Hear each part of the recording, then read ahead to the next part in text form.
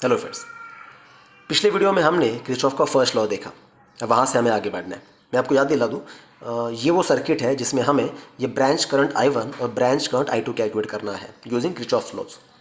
चलिए, तो किरचॉफ का सेकंड लॉ जिसका नाम है किरचॉफ्स वोल्टेज लॉ, जिसका एब्रीविएशन है KVL, और उसी को हम कह सकते हैं किरचॉफ्स लूप लॉ। अब यहाँ पे भी हमारे लिए नया नाम कौन सा है? तो हमारे लिए नया नाम है लूप। तो चलिए पहले लूप का मतलब समझते हैं। हम सबको पता है लूप का सिंपल सा मतलब है क्लोज पाथ। क्लोज पाथ मतलब क्या? जहाँ से बाहर निकलने का कोई स्कोप ना हो, लॉकडाउन की तरह।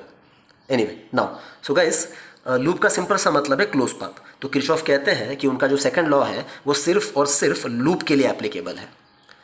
तो किरचॉफ का ये लॉ सॉल्व करने के लिए हमें सबसे पहले आइडेंटिफाई करना पड़ेगा कि इस दिए हुए सर्किट में कितने लूप्स हैं। गाइस, किरचॉफ का सेकंड लॉ सॉल्व करने के पर्टिकुलर स्टेप्स हैं। वो सारे स्टेप्स मैं एक एक करके आपको बताते जाऊंगा। उसमें से सबसे पहला स्टेप है, जो भी सर्किट आपको दिया है पहले उस सर्किट को लेबल करो। काफ़ी बार लेबलिंग दिया हुआ होता है, लेकिन अगर लेबलिंग ना दिया हो तो आपको सर्किट को सबसे पहले लेबल करना पड़ता है। मतलब देखिए, ये ए और बी तो हमने लेबल पहले से ही किया था। अब देखिए यहाँ पे C D E F, ठीक है। अब स्टेप नंबर 2, सर्किट को लेबल करने के बाद आइडेंटिफाई कीजिए कि सर्किट में कितने लूप्स हैं। ठीक है, तो ध्यान से देखिए इस सर्किट में आपको कितने लूप्स नज़र आ रहे हैं, कितने क्लोज पाथ नज़र आ रहे हैं। 2 3 4। गाइस, इस सर्किट में टोटल 3 लूप्स हैं। ठीक है, चलिए एक एक करके लिखते हैं। लूप नंबर 1 आप भी देखिए ध्यान से।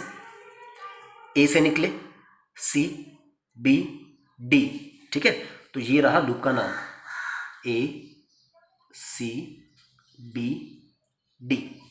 हो गया? नहीं गाइज, यहां पे हमने गलती किया। क्लोज पाथ का मतलब है जहां से स्टार्ट किया वापस वहीं पे आना, तब जाके क्लोज होगा ना। हम ए से निकले, सी पे आए, बी पे आए, डी पे आकर रुक गए, तो ये पूरा नहीं होगा, ये ऐसा होगा ACBD। नहीं, क्लोज करना है मतलब वापस ए पे जाना पड़ेगा।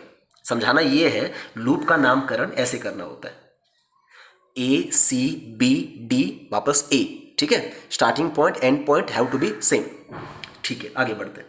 लूप नंबर 2 अब ध्यान से देखिए, ACBEFA, ये आउटर लूप की बात कर रहा हूं मैं। तो लूप नंबर 2 है ACBEFA, और लूप नंबर 3 है। अब एक काम करते हैं, इस R1 को अगर ढक देंगे तो हमें और एक लूप मिलेगा, ADBEFA। तो लिख दूं मैं, लूप नंबर 3 है ADBEF बैक टू A। इस तरह से गाइस इस सर्किट में 3 लूप है, और किरचॉफ कहते हैं कि उनका सेकंड लॉ जो है वो सिर्फ और सिर्फ लूप के लिए एप्लीकेबल है। अब guys, Kirchhoff second law actual में पढ़ने से पहले थोड़ा हमें 11th रिवाइज करना चाहिए ताकि ये लॉ समझने में आसानी हो। चलिए आगे बढ़ते हैं। 11th में ये टर्म आपने सीखा होगा, पोटेंशियल ड्रॉप या पोटेंशियल डिफरेंस। मुझे बस आपको यही रिवाइज करके देना है। अब पोटेंशियल ड्रॉप या डिफरेंस क्या है? मान लीजिए ये 2 रेजिस्टेंस है, आप देख सकते हो कि आपस में सीरीज में कनेक्टेड है फॉर सिंप्लिसिटी, और नीचे एक बैटरी कनेक्टेड है। बैटरी का हमने पोटेंशियल डिफरेंस लिया है V। बैटरी के पास EMF और पोटेंशियल डिफरेंस, ऐसे 2 कंसेप्ट है और दोनों में फ़र्क है। ये दोनों फ़र्क भी हमें समझने हैं। या फिर चलिए चाहे तो पहले मैं आपको वो समझा दूँ। देखिए, ये हमारा बैटरी है, इसका EMF है E और उसका इंटरनल रेजिस्टेंस है छोटा r। अब मान लेते हैं बैटरी का EMF है 10 वोल्ट। इसका सिंपल सा मतलब ये है, ये बैटरी मैक्सिमम कितना सप्लाई कर सकता है? 10 वोल्ट सप्लाई कर सकता है। पर रियलिटी में इतना देगा क्या? देखते हैं। अगर आप इस बैटरी को कोई रजिस्टर कनेक्ट कर देंगे, जिसको हम कहते हैं एक्सटर्नल रेजिस्टेंस, तो बैटरी भले ही 10 वोल्ट देना चाहेगा, पर बैटरी के अंदर का जो इंटरनल रेजिस्टेंस है वो अपोज करेगा। तो अगर बैटरी को एनर्जी बाहर सप्लाई करना है तो पहले ये इंटरनल रेजिस्टेंस को ओवरकम करना पड़ेगा, और उसके चक्कर में बैटरी का थोड़ा सा एनर्जी यहाँ पे खर्च हो जाता है। मान लेते हैं 1 वोल्ट खर्च हो गया, तो 10 वोल्ट में से 1 वोल्ट तो बैटरी के अंदर ही खर्च हो गया। तो एक्चुअली बाहर कितना आया? 9 वोल्ट। इस रजिस्टर को कितना मिला? 9 वोल्ट। तो गाइज ये 10 वोल्ट जो है वो हमारा है EMF, that is maximum energy और maximum potential battery can supply.